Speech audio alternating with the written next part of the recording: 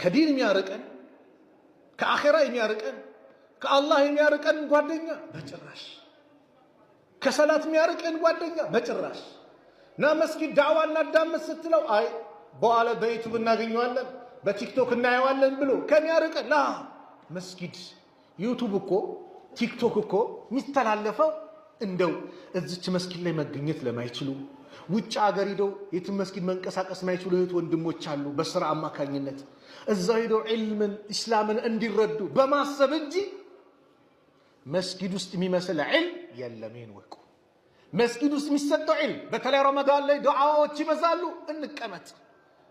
ቢያንስ 4 ልዩ ሽልማት አለው። የአላህ መልእክተኛ ነብዩ ሰለላሁ ዐለይሂ ወሰለም ተናገሩ። መጅተማ ቀውሙን ፊ በይትን ሚን ቡዩቲላህ የትሉነ ኪታበላህ ወየተዳረሱነሁ በይነሁም ኢላ ነዘለት ዐለይሂም ሰኪና።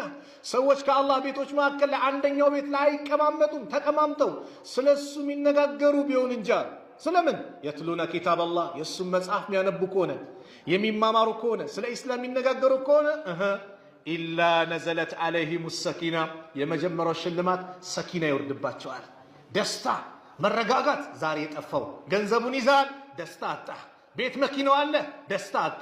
ፎቁ ተደርድሯል፣ ደስታ አጣ። ስለዚህ ቅረብ ወደ አላህ። አላህን ርቀ ደስታ የለምና ወደ አላህ ቅረብ፣ ደስታ ታገኛለህ። መስጊድ ላይ ተገኝ፣ ተቀመጥ፣ ሶብር አድርግ፣ ደስታ ታገኛለህ። ኢላ ነዘለት ዐለይሂም ሰኪና ሰኪናን መረጋጋትን ደስታን አላህ በእነሱ ላይ ቢያወርድባቸው እንጂ ወሐፈትሁሙል መላኢከቱ መላእክቶች ይከቧቸዋል፣ ያጅቧቸዋል። ዱንያ ላይ የሚወደድ ሰው የተከበረ ባለሀብት ስልጣን ያለው የሆነ ታዋቂ ሰው አንተን አጀበህ ከበበህ ሲባል እንዴት ነው የሚሰማ ደስታ? እኔ እኮ ከገሊካ ሄድኩ ትላለህ። ዱንያ ላይ ደስታ ተሰምቶ መላእክቶች ወንጀል የሌለባቸው الذين لا يعصون الله ما أمرهم ويفعلون ما يؤمرون የተባሉት ክቡራን የተወደዱ መላእክቶች ከብርሃን የተፈጠሩ መላእክቶች አንተን ይከቡሃል። የስትሆን መልካም ቦታ የአላህ ቤት ስትገኝ፣ ዒልምን ስትማር፣ የነቢዩን ሐዲስ ስትማር፣ ቁርአን ስትቀራ፣ ዚክር ስታደርግ መላእክቶች ይከቡሃል።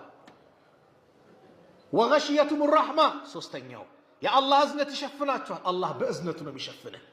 የአላህ እዝነት ከአንተ ጋር ከሆነ አስበው እንግዲህ ያለው ደስታ